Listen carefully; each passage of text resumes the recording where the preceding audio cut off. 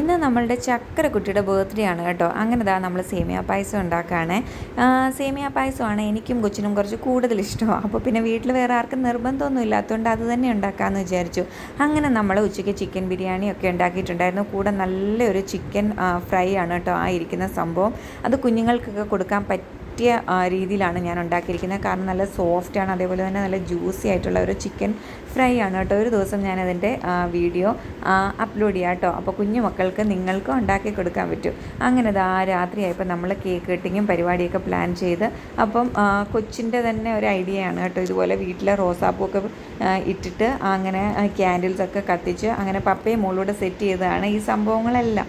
അങ്ങനെ ആ രാത്രിയായപ്പം എല്ലാവരും വന്ന് നിന്നു. അപ്പോൾ ഇനി ആരാണ് കേക്ക് കട്ട് ചെയ്യിപ്പിക്കേണ്ടത് എന്നുള്ളൊരു കൺഫ്യൂഷനേ ഉള്ളൂ. അപ്പോൾ കൊച്ചിനൊരേ നിർബന്ധം മമ്മി കട്ട് ചെയ്യിപ്പിച്ചാൽ മതി. അപ്പോൾ ആദ്യം തന്നെ മമ്മിക്കാണ് കേട്ടോ കൊടുത്തത്. കൊച്ചിൻ്റെ എപ്പോഴും ഫേവറേറ്റ് ആയിട്ടുള്ള ആൾ മമ്മിയാണ് കേട്ടോ. അപ്പോൾ അത് അങ്ങനെ തന്നെ ഇത്തവണയും മമ്മിക്ക് തന്നെ ആദ്യം കൊടുത്തു. എനിക്കത് ഈ പിണക്കൊന്നുമില്ല കേട്ടോ, സന്തോഷമേ ഉള്ളൂ. നമ്മളുടെ അപ്പനെയും അമ്മയൊക്കെ കുഞ്ഞു മക്കൾ ഇതുപോലെ സ്നേഹിക്കുന്ന കാണുമ്പോൾ അതൊരു പ്രത്യേക സന്തോഷമാണല്ലേ കാണാനായിട്ട്.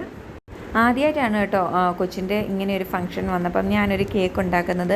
മിക്കപ്പോഴും വീട്ടിൽ കേക്ക് ഉണ്ടാക്കുമെങ്കിലും ഇങ്ങനെ ഒരു പരിപാടിക്ക് ആദ്യമായിട്ടാണ് കേട്ടോ. അങ്ങനെ പിറ്റേ ദിവസമായപ്പം നമ്മൾ ആ കേക്ക് ബാക്കി വന്നത് ഫ്രിഡ്ജിൽ വെച്ചിട്ടുണ്ടായിരുന്നു കേട്ടോ. അത്യാവശ്യം നമ്മൾക്ക് വീഡിയോയിൽ കാണുമ്പോൾ സൈസ് കുറവാൻ തോന്നിയാലും ഇത്രയും പീസസ് ഉണ്ടായിരുന്നു കേട്ടോ. അങ്ങനെ 2 ഡിഷിലായിട്ട് നമ്മളത് ഫ്രിഡ്ജിൽ വെച്ചിരിക്കുകയായിരുന്നു.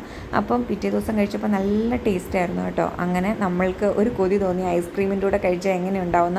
അങ്ങനെ കഴിച്ചപ്പോഴും നല്ല അടിപൊളി ടേസ്റ്റായിരുന്നു കേട്ടോ. ഇത്തവണ നമ്മൾ വീട്ടിലുള്ള സംഭവങ്ങളെല്ലാം വെച്ച് സെറ്റ് ചെയ്ത ഒരു ബർത്ത്ഡേ സെലിബ്രേഷൻ ആയിരുന്നു കേട്ടോ.